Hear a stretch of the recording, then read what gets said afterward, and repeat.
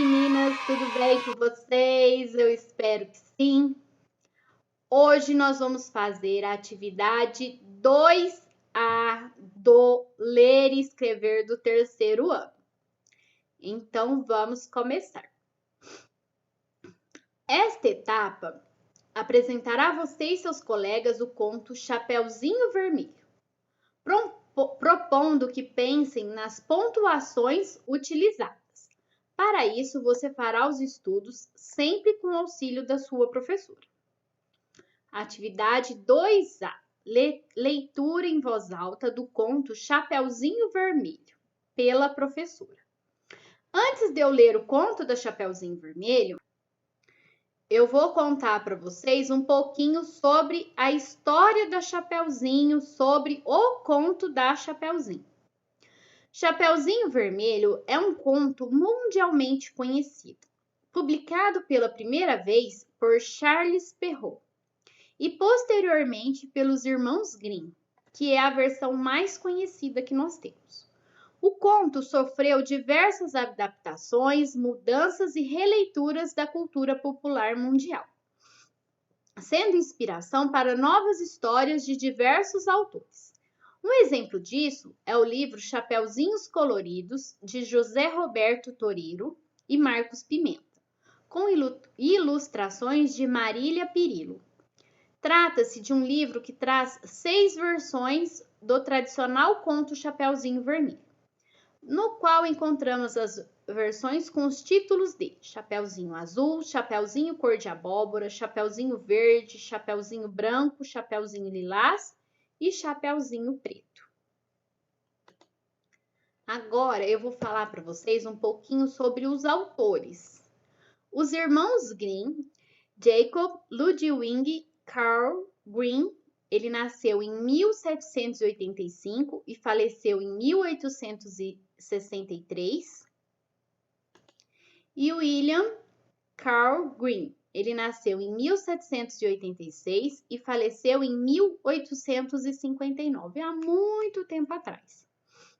São 2 irmãos alemães que entraram para a história como folcloristas e também por suas coleções de contos infantis. Eles nasceram na pequena cidade de Hanau, mas moraram e trabalharam em diversas regiões da Alemanha. Em suas viagens, os irmãos perceberam que as pessoas contavam várias histórias fantásticas sobre príncipes, fadas, bruxas e animais. E assim passaram a recolher essas narrativas, transformando-as em contos, que ficaram famosos pelo mundo afora. E aqui embaixo tem uma imagem dos irmãos Grimm. Agora vamos para o conto da Chapeuzinho. Chapeuzinho Vermelho.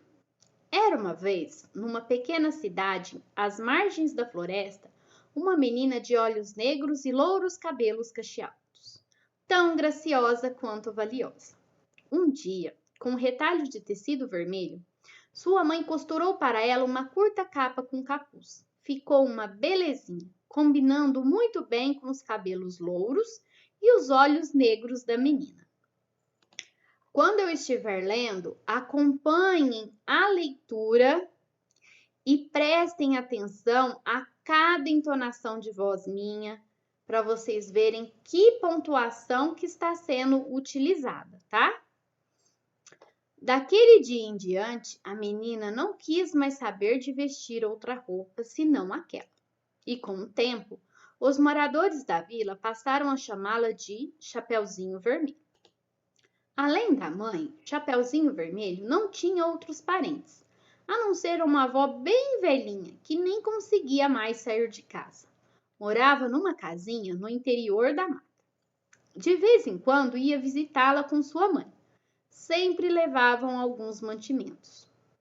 Um dia, a mãe da menina preparou algumas broas, das quais a avó gostava muito, mas quando acabou de assar os quitutes, estava tão cansada que não tinha mais ânimo para andar pela floresta e levá-las para a velhinha. Então chamou a filha. Chapeuzinho Vermelho, vá levar essas broinhas para a vovó, ela gostará muito. Disseram-me que há alguns dias ela não passa bem e com certeza não tem vontade de cozinhar. Vou agora mesmo, mamãe. Tome cuidado, não pare para conversar com ninguém e vá direitinho, sem desviar do caminho certo. Há muitos perigos na floresta.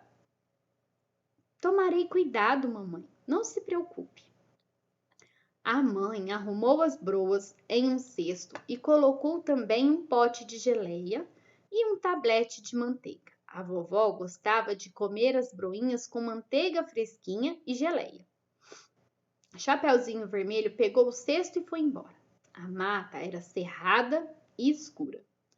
No meio das árvores, somente se ouvia o chiurear de alguns pássaros. Chiurear é o canto dos pássaros. São os barulhos que os pássaros fazem, tá bom? E ao longe, o ruído dos machados dos lenhadores. A menina ia por uma trilha, quando, de repente, apareceu-lhe na frente um lobo enorme, de pelo escuro e olhos brilhantes. Olhando para aquela linda menina, o lobo pensou que ela devia ser macia e saborosa. Queria mesmo devorá-la num bocado só, mas não teve coragem, temendo os cortadores de lenha que poderiam ouvir os gritos da vítima. Por isso, decidiu usar de astúcia. Ele decidiu usar-se de esperteza. Bom dia, linda menina, disse com voz doce. Bom dia, respondeu Chapeuzinho Vermelho. Vamos prestar atenção agora, Qual o seu nome? Chapeuzinho Vermelho. Um nome bem certinho para você. Mas diga-me, Chapeuzinho Vermelho, onde está indo assim tão só? Vou visitar minha avó, que não está muito bem de saúde. Muito bem! E onde mora sua avó? Mais além, no interior da mata. Explique melhor, Chapeuzinho Vermelho. Numa casinha com as venezianas verdes, logo após o velho engenho de açúcar. O lobo teve uma ideia e propôs. Gostaria também de ir visitar a sua avó doente. Vamos fazer uma aposta para ver quem chega primeiro? Eu irei por aquele atalho abaixo e você poderá seguir por este. Chapeuzinho Vermelho aceitou a proposta. 1, 2, 3 e já! Gritou o lobo. Conhecendo a floresta tão bem quanto o seu nariz, o lobo escolhera para ele o trajeto mais breve e não demorou muito para alcançar a casinha da vovó.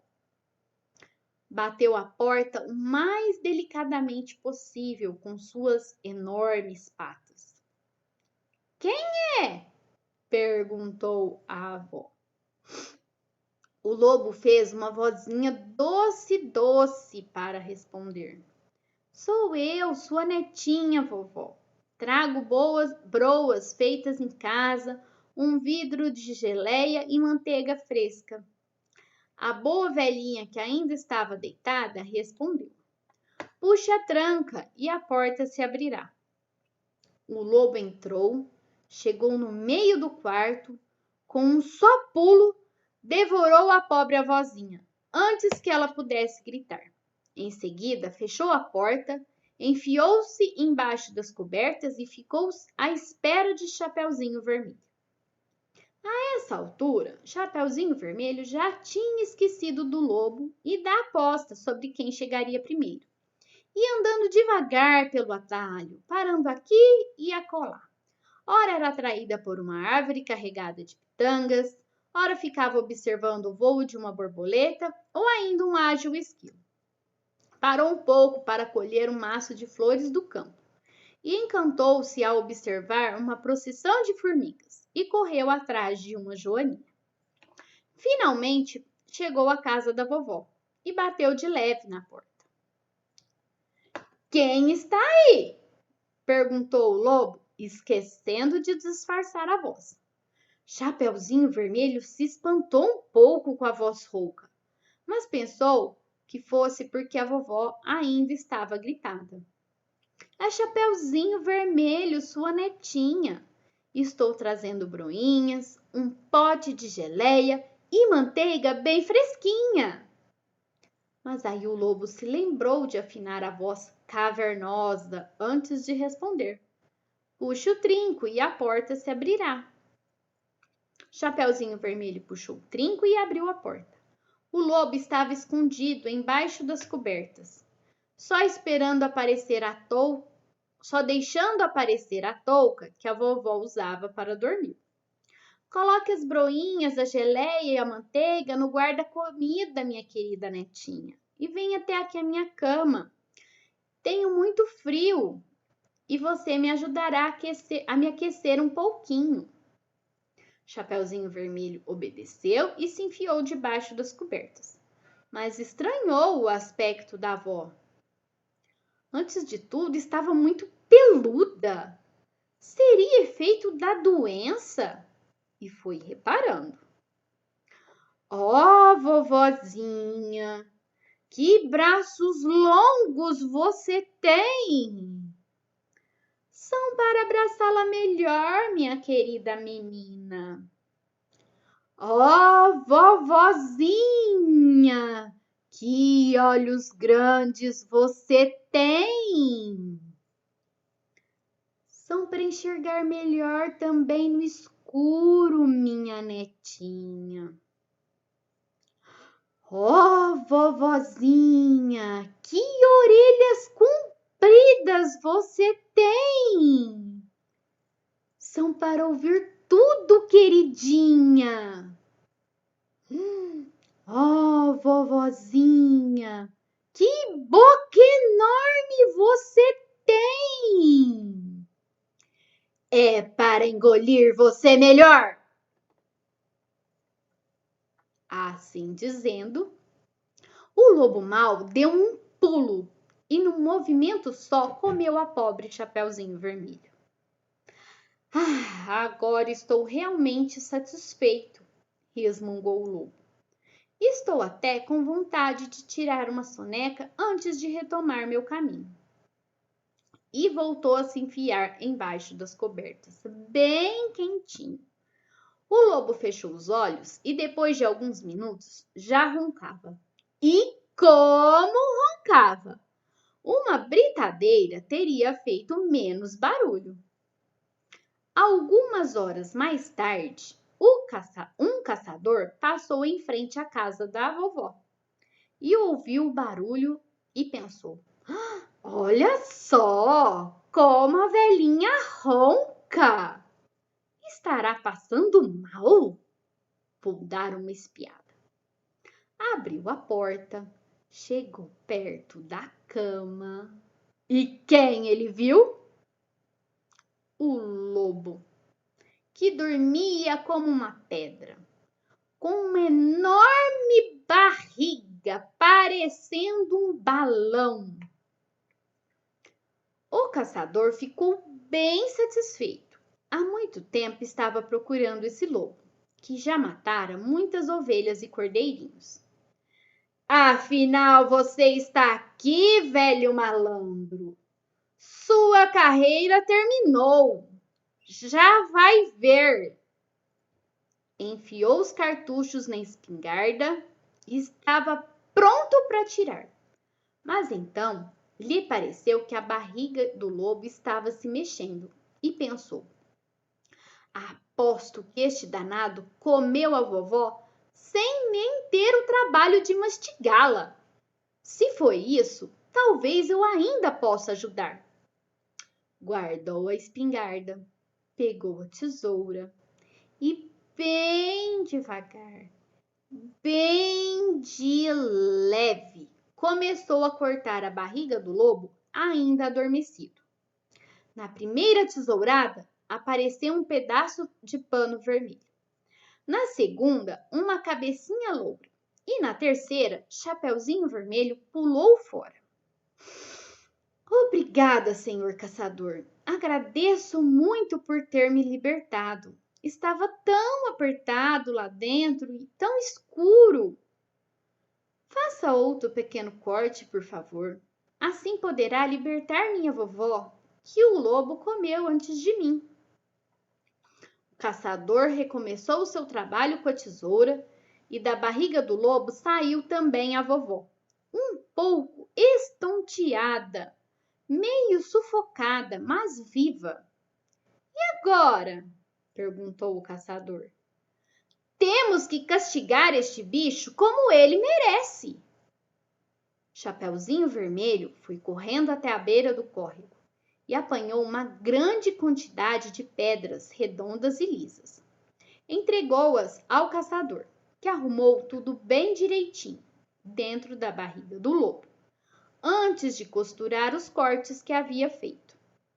Em seguida, os três saíram da casa e se esconderam entre as árvores e aguardaram. Mais tarde, o lobo acordou com um peso estranho no estômago. Teria sido indigesta, vovó? Pulou da cama e foi beber água no córrego, mas as pedras pesavam tanto que, quando se abaixou, ele caiu na água e ficou preso no fundo do córrego. O caçador foi embora contente e a vovó comeu com gosto as broinhas. Chapeuzinho Vermelho prometeu a si mesma nunca mais esquecer dos conselhos da mamãe. Não pare para conversar com ninguém e vá em frente pelo seu caminho. Vocês viram, crianças? Ficou comprido, né? Mas vocês viram que, hora que pergunta, a minha entonação de voz mudou. Foi sinal, eu vi o sinal da pontuação, que indicava a pergunta, e aí, a hora que eu fui ler, eu fiz a entonação de voz diferente. Assim como aconteceu na exclamação, e assim também como aconteceu no ponto final. Certo? Por hoje é só, crianças. Um beijo, até a próxima. Tchau!